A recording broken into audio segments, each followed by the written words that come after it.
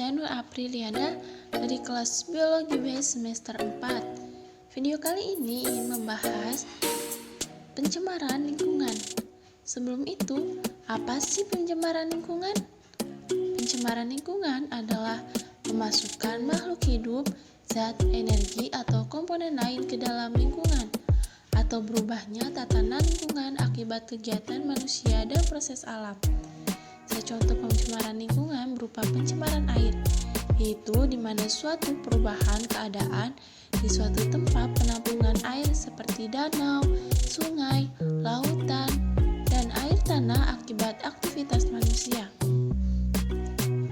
Sekarang ini, Indonesia berada di peringkat kedua sebagai penyumbang sampah plastik ke laut.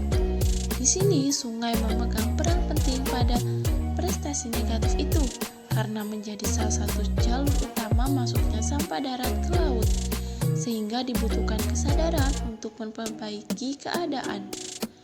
Masalah paling umum adalah karena sungai masih menjadi titik buangan yang pertama dari limbah rumah tangga maupun industri, sehingga kondisinya rata-rata tercemar.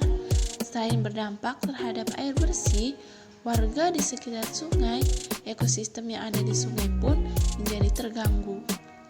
Masalah yang kedua, sungai ini menjadi tempat di mana warga membuang sampah. Selain itu, sungai masih menjadi hilir buangan air saat musim hujan, yang bisa mengakibatkan air yang mengalir di sungai menjadi mampet. Dalam penyelesaian masalah sungai harus terintegrasi, tidak hanya di alur sungainya, semua harus diurai sejak kawasan pemukiman, bahkan di lokasi yang cukup jauh. Karena di aliran sungai ini tidak dilakukan oleh warga yang tinggal di dekat sungai saja, namun dari tempat yang jauh berasal dari aliran sungai yang sama, sehingga sampah itu bisa datang dan menumpuk di sekitar sungai lainnya. Karena itu, penyadaran harus terus dilakukan diiringi dengan penegakan hukum. Kasus-kasus hukum bagi pembuang sampah di sungai akan menimbulkan efek jerah, tidak hanya bagi warga yang tinggal di tepi sungai, tetapi untuk siapapun yang masih membuang sampah di sungai. Pencemaran di sungai selain berdampak pada lingkungan yang bisa menimbulkan berbagai penyakit, selain itu bisa berdampak terhadap estetika lingkungan. Dengan semakin banyaknya zat organik yang dibuang ke lingkungan perairan, maka sungai tersebut akan semakin tercemar, yang biasanya ditandai dengan bau yang menyengat, di samping tumpukan yang dapat mengurangi estetika lingkungan. Masalah dalam limbah minyak atau lemak juga dapat mengurangi estetika lingkungan.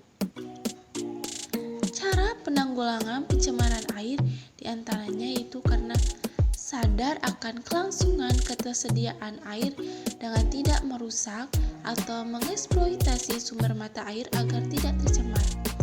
Kemudian, tidak membuang sampah ke sungai, mengurangi intensitas limbah rumah tangga, dan pembuatan sanitasi yang benar dan bersih agar sumber-sumber air bersih lainnya tidak tercemar.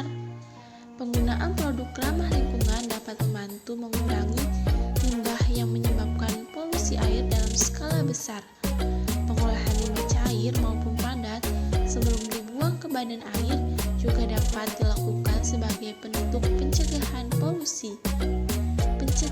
Pencemaran yang terjadi di sungai memberikan berbagai dampak negatif bagi kehidupan makhluk hidup dan ekosistem.